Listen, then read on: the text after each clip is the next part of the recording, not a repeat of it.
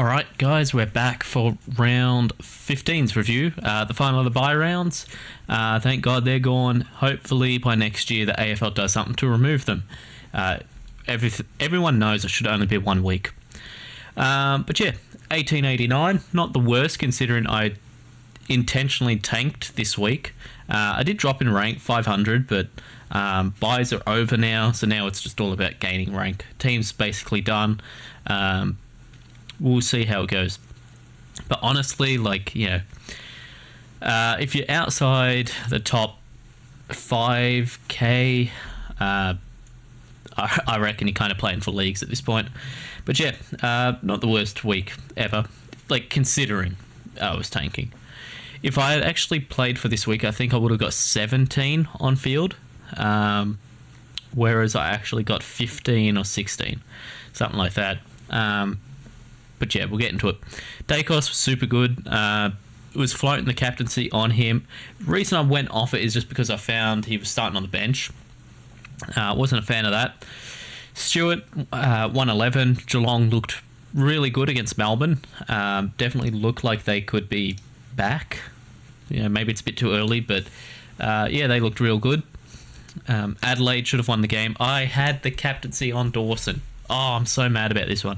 So before that game started, I already had the VC on Dunkley, and I went Merritt, then I went nah. Then I went Dacos, and I went no. Then I went Laird. It stayed on Laird for about a day. Then it went to Dawson. Then it went to Dacos. Then it went to Dawson. Then it went to just take Dunkley and be fine with it.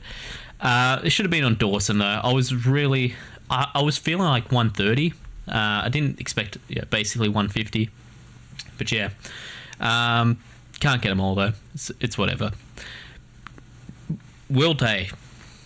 I mean, I don't know if it's because there was no Sicily, but he was playing different to his usual role. He was kind of, in a way, playing Sicily's role. He was loose man, took a fair couple of marks and stuff.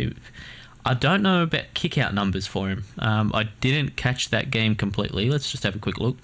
Should be all updated. Hawks, 15. He had 2. I mean, it's good if you're not relying on kick-ins for scores. If he had 9 marks, almost 30 touches. Not a huge amount of tackles, which we're saying this year. Most players, it's just not smart to go for tackles now because of the rule book. But yeah, this was huge. Considering a lot of people would have traded him out by now. So yeah, pretty big score from him. Sheasel, obviously the bye. Everyone else had the bye. Not too sure if this Arnold guy ever does get a game. But it is what it is. Bont had the bye. Petrarca looked pretty good. There's still no Oliver. And he's not back this week either. So I don't understand what's going on there. What is the injury that's kept... Is it just been malpractice in reporting the injury, or has it been multiple injuries? Say it was the hamstring, then it was the turf toe, now it's the hamstring again. Was it just the hamstring all along and he was never going to get a game, and then the toe just made it worse? Yeah, not too sure. I think there's something that has to go on at Melbourne, around injury reporting. A couple of clubs are bad for that. West Coast being one of them, but we ain't talking about them, don't worry. Geelong also pretty bad at injury reporting, but it is what it is. Laird was pretty good. I did have the captaincy on him for a while just because I felt safe with this. Ended up, not a huge difference between him and Dunkley. Could have left it on there. Not too mad that I took it off him. More mad that I took it off Dawson. But yeah, can't get them all. But he was pretty good, and Adelaide definitely got robbed. It is fact. It's not opinion, it is fact. They got robbed. There was a missed high, just smack in the face that left Dawson bleeding, that they didn't call, which you added an extra umpire out there for a reason, and it still hasn't helped. Maybe time to re-educate umpires and make umpiring guidelines a lot stricter. That's what I would do. Merritt was really good. Essendon, not so much. They I thought they were going to win, honestly. They got out to a pretty good lead at the start.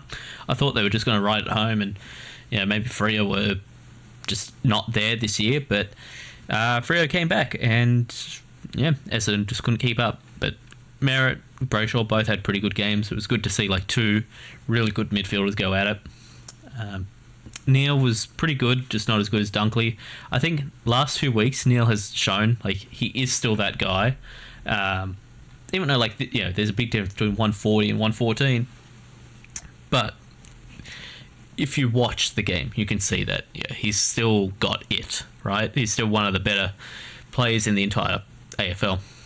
Brayshaw, I went on this before. Great game from both of them. Great game to watch, honestly. I did watch a fair bit of footy this weekend, which typically in buys I'm burnt out, so I don't watch a lot, but I did end up having the weekend off from work, so I caught a fair bit of footy. Then Ben Keys. Everyone was saying, Ben Keys, it's too big a risk. He's going to start tagging. The Dacos game. Dacos came. And he looked good to me. He looked very good. So, what's that? Almost 30 touches, to be honest. No goal, so it's not like it's carried by a goal. It's just, he's good. If he didn't give away a couple, I think he gave away one free towards the end. He's good. Ben Keys is a good midfielder. So getting him in at the price I got him in was just a bargain of a pick. I'm sure there's other people that did. It's just the people that were so aggressively against this, reading Twitters and Discords and stuff. He was so many people vehemently against this. It was the end of the world. Ben Keys is not that bad, right? He's a good midfielder and he's a fine player. He's fun to watch. Matthew Johnson, almost called him Michael, played like Michael Jordan again. 99. I think he went off with a corky towards the end, or he spent extended time on the bench. He should be all good to go this week. I'm pretty sure I saw Longmuir say something about it. Yeah, he was really good.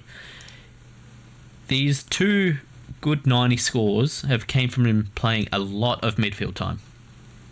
Surely they keep that up. Don't expect a huge score against the Dogs at Marvel, but first Carlton should be an alright score. This one's going to be a little tough. Sydney at Optus should be alright for him. Geelong's probably a tough one. Yeah, so it looks like every other week he should be alright. But he's just bench cover at this point, so when do they play? Saturday. Keys on perform. Alright, doesn't matter. So I was going to say you could loop him, but because everyone's going to have someone not playing. There's so many dead rookies this year, which I have drafted up a trade review thing, which I was going to do during the buys, but I thought, what's the point? There's still half the season to go. Even if I'm out of trades, there's still half a season to go. And I'll talk about the main issue of this year, and I feel like it's hit a lot of teams, is so many dead rookies. There's been a couple of good ones. Sheasel, Ashcroft, Matthew Johnson, he's been pretty good, but there's so many dead ones as well. There's way more dead ones than there are good ones, and that's been a bit different this year, whereas last year I think we got a couple of good rookies that played a lot of games. But yeah, Marshall was, again, I thought disappointing. Saints, I don't know what's up there. They looked good at the start of the year, and they've just fallen off again. They did this last year. I expected a lot more fight this game because of the Danny Frawley thing, which, I take seriously. It's a big game and a big occasion with a good cause behind it. It's one of the few charity games, special games that I actually really like watching, even if I don't go for either team, just because there's a good message behind it. But yeah, expected him to get up a bit more. Expected the Saints to get up a bit more. They didn't. They just kind of got run over by Brisbane. Dunkley at 700k is very good. He was actually underscored in my opinion, but you can't You can't score 150 every week. Yeah, this stretch he's been on has been incredible. What is his break even? 145 against Richmond at the Gabba. That's not impossible for him to hit. I'll be honest here. 145. If it was 135, I'd say it's pretty hittable. Then he's got West Coast. Melbourne's not terrible for him. I'd say Melbourne's not great overall, but it's not terrible for him. Yeah, I mean, that's a good stretch, honestly. Dunkley is fastly approaching becoming one of the best Supercoach players of all time. He's still got years and years and years to go, but like he's in the discussion. Like he could get there by the end of his career. Taranto, obviously at the bye.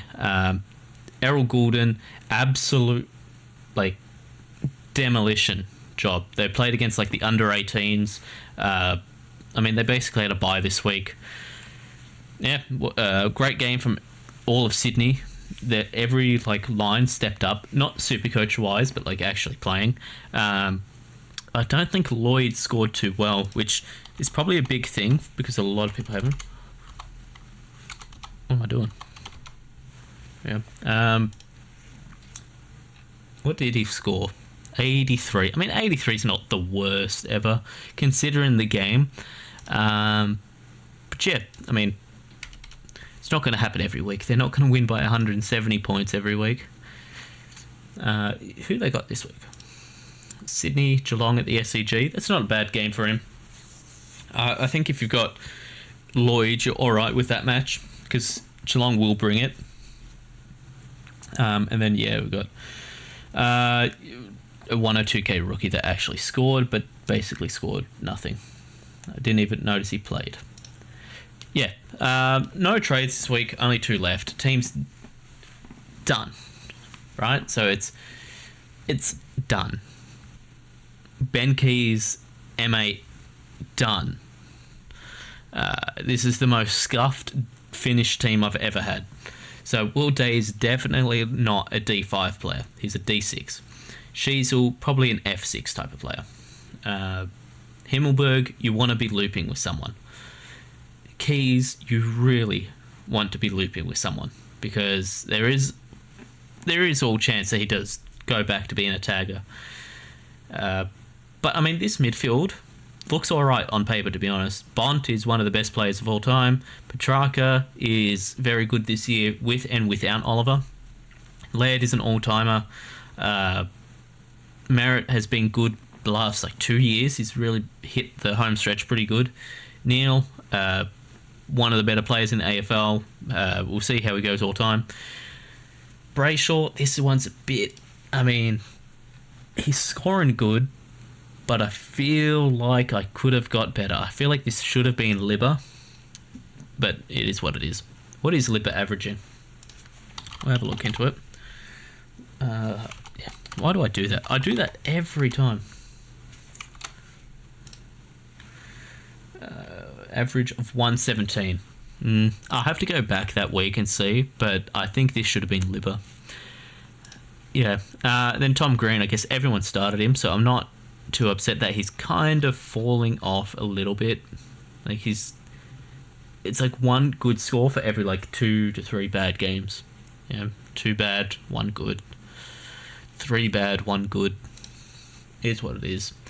Got bench cover at every line as well. That's kind of what my thought process was with trades last week. So I think I showed different trades in the video, but I did end up going Angwin out instead of Chincotta, which would have gave me extra cash in the bank if I'd gone the other route.